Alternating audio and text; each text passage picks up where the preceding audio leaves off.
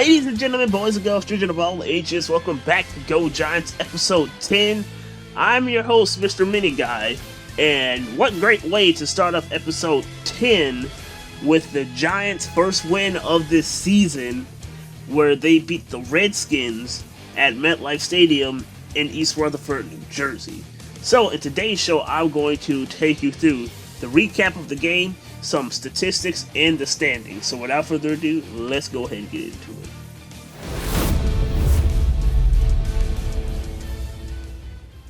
With 9 minutes in the first quarter pass, the Redskins kick a 47-yard field goal, however it is missed wide right.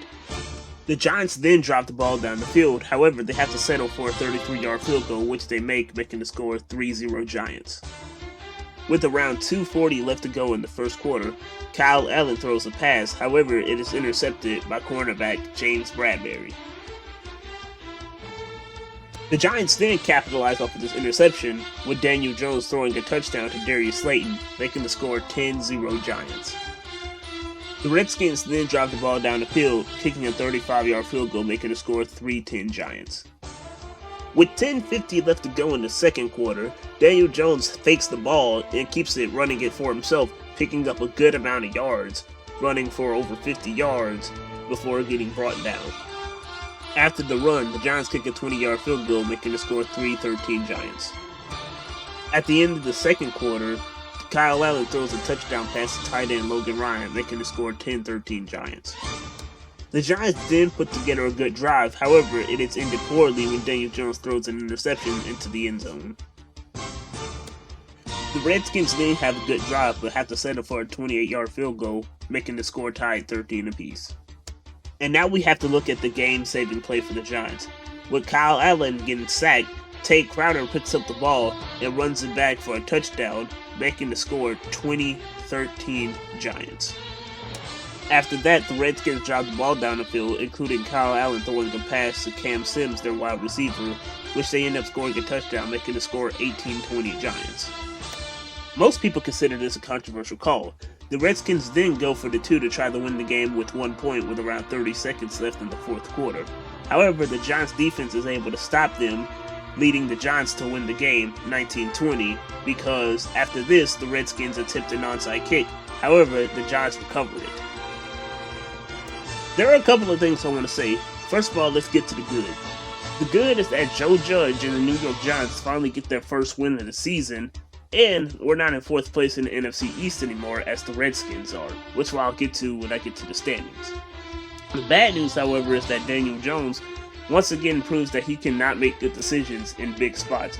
Hopefully he'll be able to fix that, but I find myself saying this every single week from now on. Like I said, hopefully he'll fix it. And shout out to Tate Crowder for saving Daniel Jones' skin, no pun intended, because, Redskins, with that touchdown on that recovered fumble. And that's the end of the recap for this rivalry game. Now it's time to look at some statistics.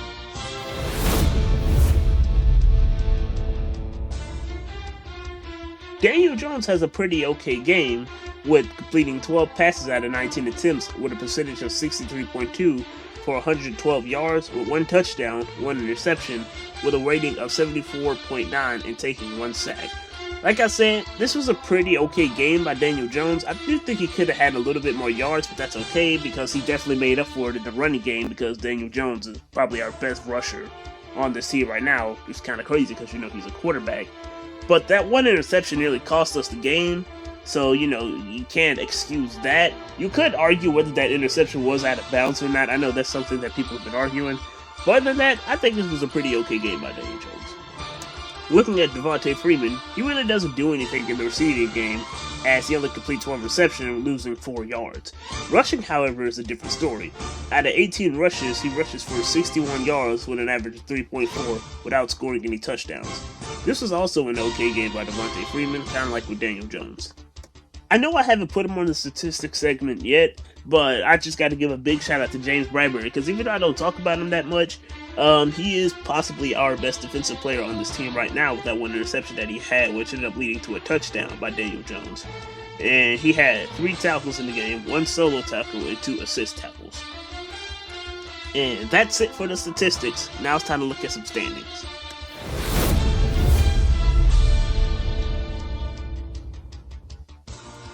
Now we look at the standings for the NFC East, which has changed up a little bit. With a 2-4 record in first place are the Dallas Cowboys, where they will go on the road to play against Washington. In second place are the Philadelphia Eagles, the team we will face next, where they will stay at home and play against us, the third place team, the New York Giants, at Lincoln Financial Field in Philadelphia. And in fourth place are the Washington Redskins, which they will stay at home to play against the Cowboys. And now I'm going to close the show out by saying this. The Giants get their first win of the season, and I'm really happy for Joe Judge getting his first win because, you know, he really works hard at what he does, you know what I mean? And the players respect him, the players love playing for him, you know, not like with Pat Shurmur where, you know, people were just dissing Pat Shurmur. And I really love how Joe Judge teaches discipline. Like, I know I didn't mention this, but Andrew Thomas actually didn't start in the game because he missed a meeting. Which, when I heard about that, the first thing I thought about was DeAndre Baker, because DeAndre Baker would fall asleep in meetings. If he was still on the team, then I'm pretty sure Joe Judge would have ripped him a new one. But, you know, Giants get the win. It is Washington, so, you know, I kind of expected them to win. If they didn't win, then I seriously thought we were going to go 0-16 this season. I'm being 100% serious when I say this. But that's the end of this show. I hope you enjoyed, and as always, go Giants!